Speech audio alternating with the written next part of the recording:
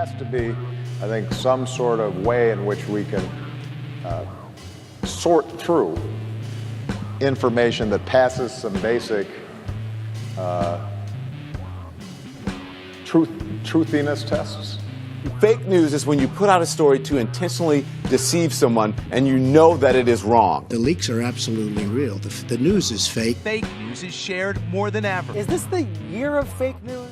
Hello again, Internet. In this week's Marconi Investigates, we take a look into what's really an epidemic, and it's straight up costing lives. The epidemic of malicious fake news and false propaganda that flooded social media over the past year. It's now clear that so-called fake news can have real-world consequences. This isn't about politics or partisanship. Lives are at risk.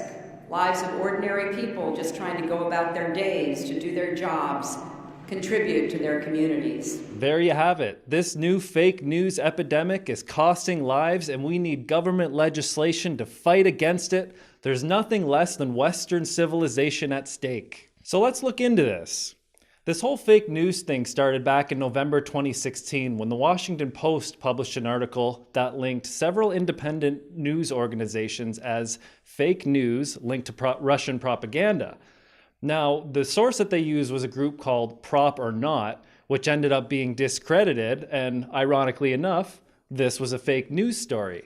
They had to write a retraction, but that didn't change the fact that there was a narrative in place that people took and ran with. And this type of thing happens all the time, where supposedly credible media organizations call out smaller independent outlets for their lack of objectivity. Even Facebook wants you to know that they take fake news seriously. Facebook, the same organization that censors trending topics, certain political viewpoints, and even profited off of fake news hoaxes such as "The Queen is Dead," which is designed for clickbait, and they get advertising revenue every time someone clicks on it. Somewhat hypocritical. Twitter, Google, Reddit, CNN, Donald Trump, all of these people have been calling out fake news. Even independent nation states like Germany have started a Ministry of Truth, as if taken straight out of George Orwell's 1984. Again, with little or no effort, I can find you a fake news story from any mainstream media outlet that you would probably consider credible. It's extremely easy to do. But here's what's really happening. The war on fake news is all about censoring real news. I had a friend say to me once that all news is bullshit. And I get the sentiment, I really do, but I disagree with it. Because to say that, you'd have to accept that the truth doesn't exist. Our species has evolved because we've been able to use things that we've discovered through physics, biology, mathematics, and many other disciplines using our own mental faculties. Maybe there's a strong argument to be made that there's no such thing as an objective news source, because we all have subjective biases. Except for Liberty Multimedia, of course. Liberty Multimedia is the most objective news source ever. Question nothing we say. And yes, it's probably impossible for any one person or news organization to be 100% objective. We're only human. I've fucked up more as a journalist more times than I can count. What we can do is look at each organization and person on an individual basis, determine which areas they are biased in, and then seek out alternative news sources in order to get some semblance of the truth.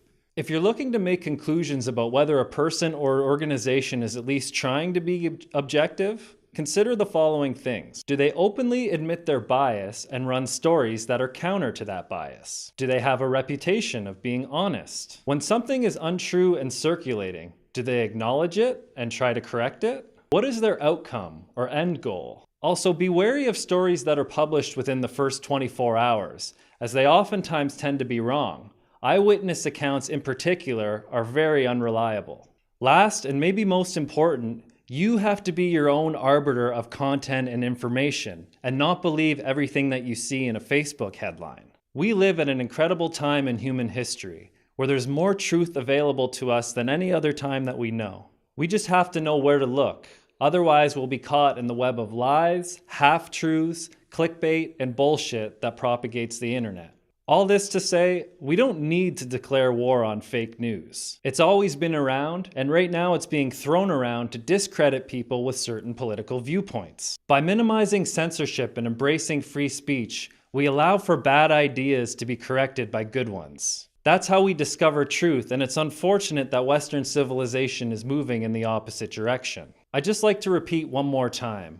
The war on fake news is all about censoring real news. And it's no coincidence that it took off after an election cycle that the public completely lost faith in mainstream media. And rightfully so. We'd love to hear your thoughts on fake news. Leave us a comment below, and if you like what we're doing, like our video and subscribe to our network on YouTube. Our featured comment this week comes from Stephen Wen, who posted this on our Islamophobia video a couple months back. I feel that we are at a crossroad. Does the Canadian Conservative Party not have any non-white MP to take on the M103 debate? Our poor, honest, and sincere white folks are being silenced and discredited due to the current anti-white and anti-white privilege labeling. I urge all visible minority Canadians like myself to step forward and join the debate before it's too late. The world needs to realize that the peace we enjoy in the world for the last 100 years is the work of the Western white man. The rule of law, equal justice before the law, freedom of speech. Remember, the Constitution is great, but it's only a written document. It cannot defend itself.